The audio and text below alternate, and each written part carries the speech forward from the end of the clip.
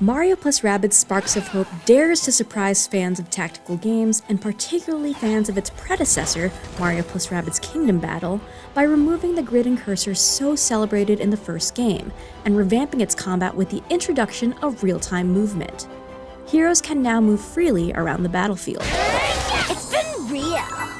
There were a lot of ups and downs along the way, but in the end it paid off, giving players a truly different tactical experience and opening up new possibilities. This is the story of those ups and downs. This is the first episode of Ubisoft's Deep Dev.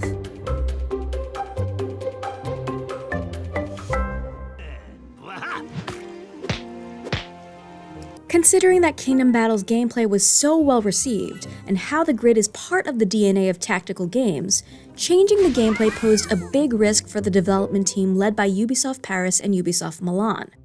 It's in the DNA of the Mario plus Rabbids series to be unexpected, to be surprising, fresh.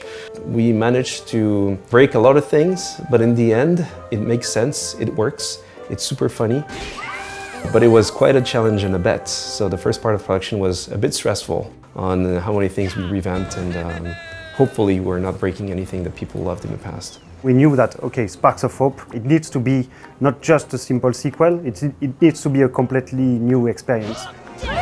But of course, the core experience of the game is on the combat, and after a lot of iteration, this is where the real-time control and getting rid of the grid and the cursor came in. The team had already begun to think about removing the grid and the cursor during production of Kingdom Battle's DLC, Donkey Kong Adventure, where they saw how the action, such as Donkey Kong grabbing heroes, added a lot of minute-to-minute twists and turns to the gameplay. And with the new game, we wanted to achieve even more. We wanted to give this feeling of action, freedom to the player. Players can react to enemy entering in your area of attack, and the same the enemy can do if you are entering in their area, and this is already breaking the walls of the classical turn-based game. In Mario plus Rabbids Kingdom Battle, you were controlling the cursor. You will need to anticipate that, okay, if I send my character there, I will be able to shoot at this enemy, etc. But it was really asking the player to project themselves. Here, thanks to the real time, if you want to know if you will be able to shoot an enemy if you go there, just go there. This gave the team the opportunity to play with more real-time elements in Mario plus Rabbids Sparks of Hope. For example, you can dash a bomb, it will trigger the explosion timer, so you have a short amount of time to pick up the bomb and throw it on another character before it explodes. All those real-time elements, they are incrementing the quickness and easiness of combat and the synergy between the heroes, because the player can do way more stuff within this new way of controlling the character than before. However, it turns out that the trickiest part of giving the player freedom of traversal and introducing real-time elements into a turn-based strategy game is, well, keeping it a turn-based strategy game. It's not easy, because if you do actually exaggerate on the real-time elements, it's not a turn-based anymore. We lost everything when it comes to tactics because you didn't have the same precision when you position your heroes. Then we had too much real-time action elements that were hampering the strategy of the players.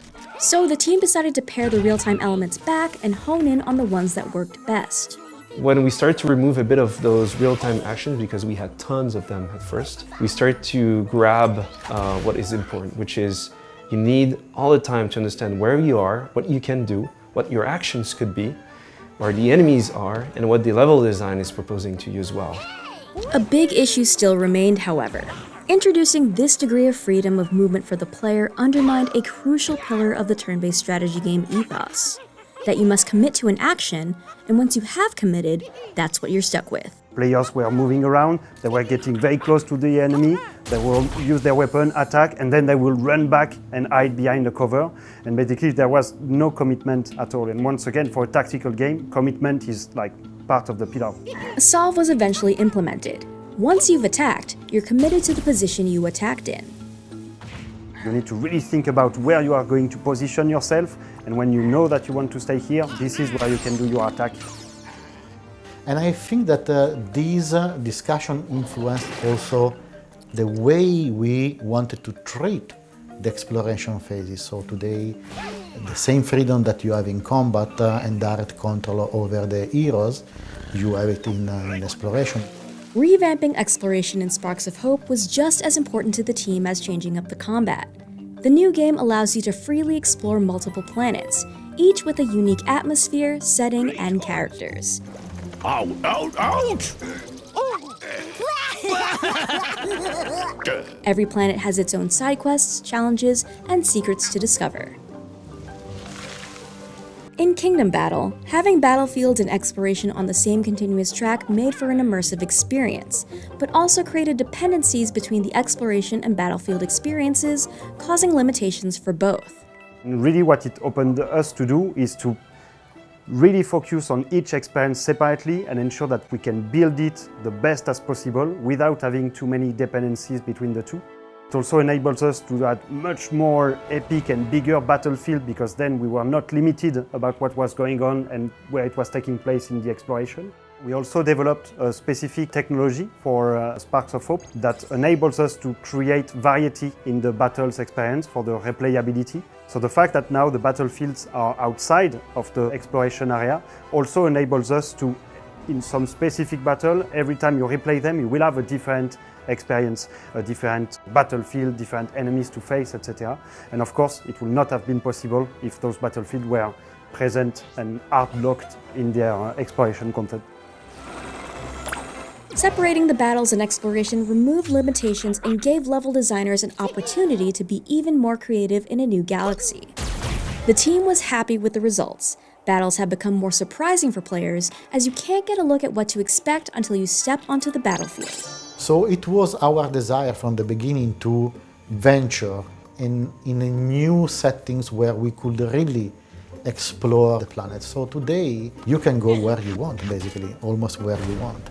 Of course, there are some gates here and there for narrative reason or for a level of difficulty reason, because you now have levels, so you cannot go against too powerful enemies. Apart from that, you can go where you want. What happened? And the first time we were able to do that full walkthrough of the first planet with all the battles, the alternation between exploration, puzzles, combat, this is really where everything clicked together, and we had a great benchmark to then reproduce that and expand it even further in our latest planets.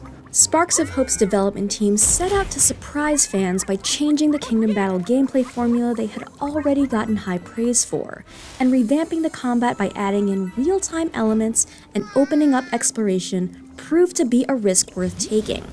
Each of Sparks of Hope's 5 planets are filled with distinct story missions, side quests, and exciting battles that truly empower players to think differently about turn-based strategy.